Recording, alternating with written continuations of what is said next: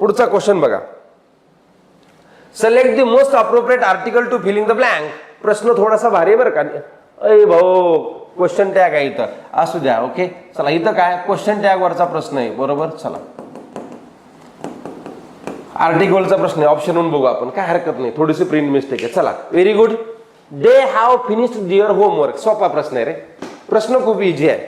चला पटकन आन्सर द्यायचा. दे हा वाक्याचा सब्जेक्ट आहे, हॅव फिनिश वाक्यामध्ये वर्ब आहे, डिअर होमवर्क वाक्यामध्ये ऑब्जेक्ट आहे. डिअर होमवर्क वाक्यामध्ये ऑब्जेक्ट आहे.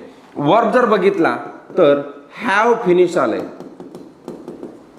आता इथं गंमत आहे, याचा टेन्स कोण सांगते मला चालू मध्ये, याचा टेन्स सांगा मला तोपर्यंत. ओके हा, या वर्बचा तुम्हाला टेन्स सांगायचा आहे. ओके तोपर्यंत आपण हे बघूयात. बघा इथं जर वाक्यामध्ये हे ऍक्च्युली इथं हेल्पिंग वर्ब आलंय, हे हेल्पिंग वर्ब वाक्यामध्ये प्रेझेंट आहे, हे हेल्पिंग वर्ब आहे आणि इथं मेन वर्ब आहे. वाक्यात हेल्पिंग वर्ब असल्याशिवाय क्वेश्चन टॅग करता येणार नाही.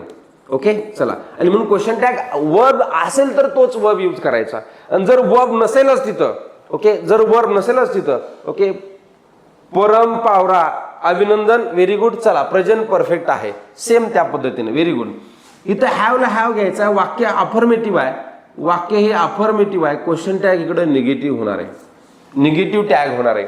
मग इथं विलचा काही संबंध आहे का वाक्यात? नाही, त्यामुळे ते बाजूला काढून टाकू. मॉडल ऑक्झिलरी नसताना इथं कधीच घ्यायची गरज नाही.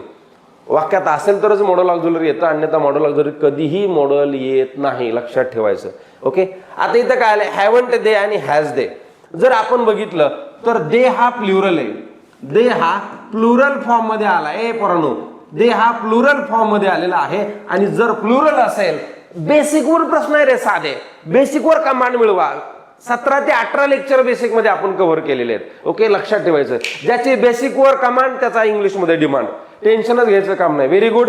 चला प्रेझेंट परफेक्ट आहे, अभिनंदन सगळ्यांचं. आता इथं उत्तर द्या. चला आन्सर नंबर किती येणार, सगळ्यांनी आन्सर नंबर, कुणी 2 दिले, 4 देणाऱ्यांनी आन्सर लक्षात ठेवायचं. ओके प्रतीक्षाताई थोडं लक्षात ठेवा. हो का, दे हा प्लुरल आहे, दे असेल, वी असेल, यू असेल, किंवा कुठलाही any plural subject, any plural subject आला तर तिथं वर्ब काय येणार आहे, प्लुरल येणार आहे. ओके चला पुढच्या प्रश्नामध्ये आपण कव्हर करू. ओके सिंग्युलर आणि प्लुरल मध्ये कुणाची अडचण असेल तर पुढच्या 4-5 प्रश्नामध्ये कव्हर करू.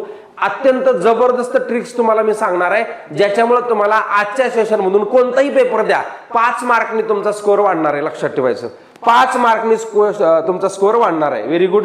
चला, आणि म्हणून इथं काय पाहिजे, हॅवंट दे 2 नंबर.